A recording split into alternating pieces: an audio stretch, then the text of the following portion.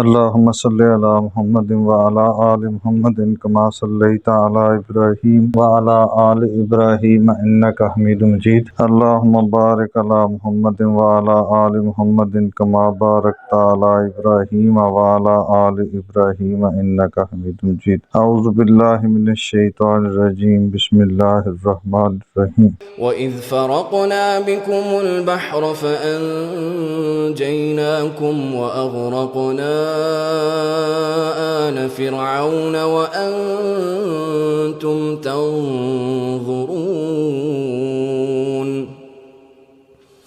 وَإِذْ وَاعَدْنَا مُوسَىٰ 40 لَيْلَةً ثُمَّ اتَّخَذْتُمُ الْعِجْلَ مِن بَعْدِهِ وَأَنْتُمْ ظَالِمُونَ ثُمَّ عَفَوْنَا عَنْكُمْ مِن بَعْدِ ذَلِكَ لَعَلَّكُمْ تَشْكُرُونَ.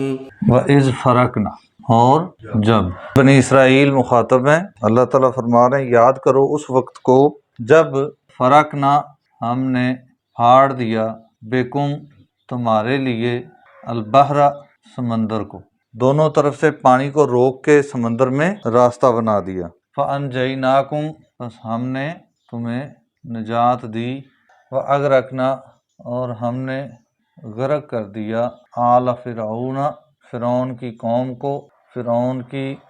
کو، وَأَنْتُمْ تَنْظُرُونَ، اس حال میں کہ تم دیکھ رہے تھے، تمہاری آنکھوں کے سامنے ہم نے فرعون کو غرق کر دیا. قرآن مجید میں اللہ تعالیٰ نے یہ واقعہ مختلف مقامات میں مختلف الفاظ میں بیان فرمایا ہے. ایک جگہ پہ اس کی تفصیل اس طرح سے ہے کہ جب موسیٰ علیہ السلام اپنی قوم کو لے کے فرعون کے چنگل سے نکال کے فلسطین کی طرف جا رہے تھے تو فرعون نے اپنی فوجیں پیچھے چڑھا دیں، آگے سمندر آ گیا. اب پیچھے فرعون ہے، آگے سمندر ہے. موسیٰ علیہ السلام اپنی قوم کو لے کے سمندر کے کنارے پہنچے تو قوم نے موسیٰ علیہ السلام کے ساتھ لڑنا شروع کر دیا.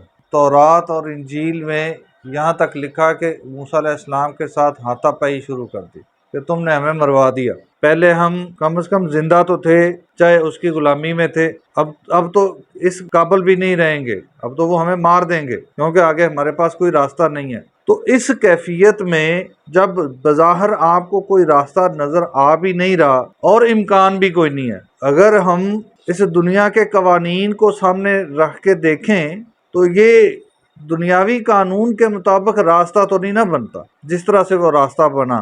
تو اس لحاظ سے بظاہر وہاں پہ کوئی امکان بھی نہیں نجات کا، کیونکہ آگے سمندر ہے، اس میں گریں گے مر جائیں گے، پیچھے فرعون کی فوج ہے وہ پکڑ لیں گے اور مار دیں گے، دونوں طرف موت ہی موت ہے.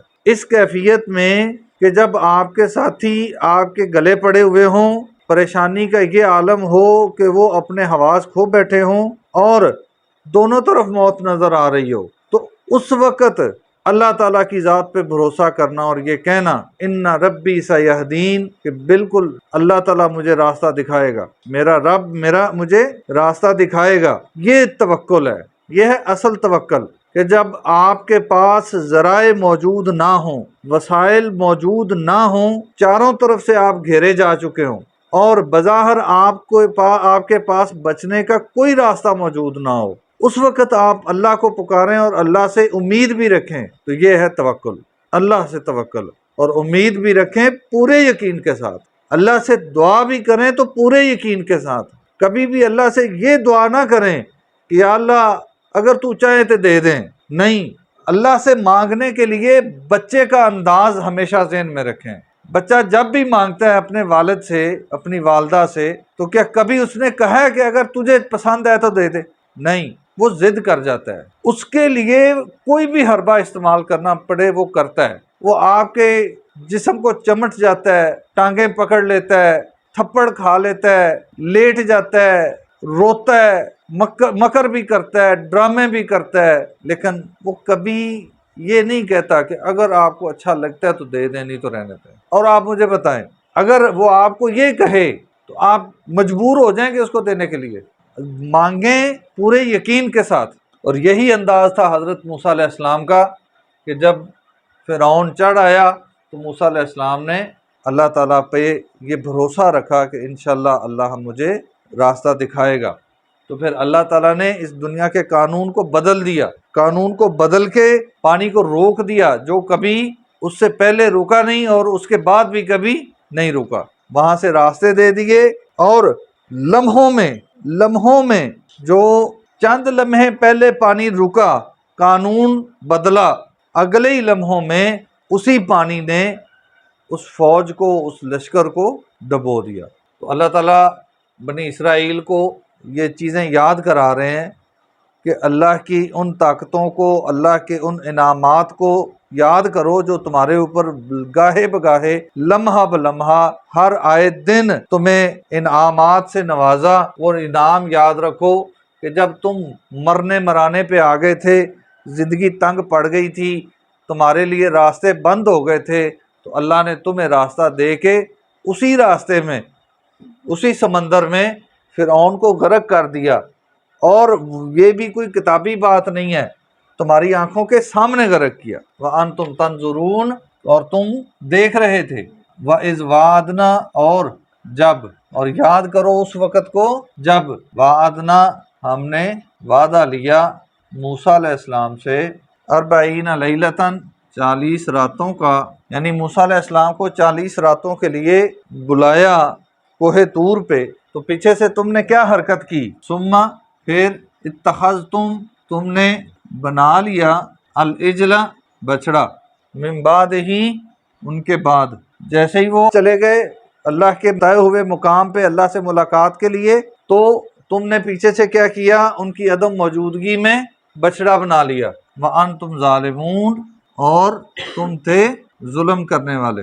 اللہ تعالیٰ نے شرک کو قرآن مجید میں ظلم عظیم کہا ہے، ان الشرک لظلم عظیم۔ تو انہوں نے بھی کیا کیا تھا؟ شرک کیا تھا، اس لیے اللہ نے کہا کہ تم ظالم بن گئے۔ ثم، پھر عفونا عنکم، ہم نے تمہیں معاف کر دیا، من بعد ذالک، اس کے بعد، لعلکم تشکرون، تاکہ تم شکر گزار بن جاؤ۔ اس قدر اللہ تعالیٰ کے انعامات ہیں، ایک ایک بات کو اللہ تعالیٰ یاد کرا رہے ہیں کہ تم نے یہ حرکت کی، میں نے یہ دے کے نوازا، تم نے یہ بدتمیزی کی، میں نے معاف کر کے پھر تمہیں یہ انعام دیا۔ وَإِذْ آتَيْنَا مُوسَىٰ، اور جب ہم نے عطا کی موسیٰ علیہ السلام کو الکتاب، کتاب، والفرقان، جو کہ فرق کرنے والی ہے۔ یہاں پہ واو کا معنی اور نہیں ہے، واو استفہامیہ اس کو کہتے ہیں، جو وضاحت کرتی ہے۔ لعلکم تہتدون، تاکہ تم ہدایت پالو، تاکہ تمہیں سیدھا راستہ مل جائے، تاکہ تم نجات کا ذریعہ حاصل کر لو۔ یہ وہ نعمتیں ہیں جو اللہ تعالیٰ ان کو ایک ایک کر کے یاد کرا رہے ہیں کہ تم آج جس نبی کے انتظار میں بیٹھے تھے وہ آ گیا ہے، تو تم اس کو مان نہیں رہے، تم سب کہتے ہو کہ یہ سچا نہیں ہے۔ یہ سارے واقعات تم یاد کرو کہ کیا یہ حالات تمہارے ہی نہیں تھے؟ اب اگر اللہ نے اپنا پیغام ایک دوسرے قبیلے میں سے ایک شخص پر نازل کر دیا ہے تو تم اس کو مانتے کیوں نہیں؟ اللہ تعالیٰ سمجھنے اور عمل کرنے کی توفیق عطا فرمائے۔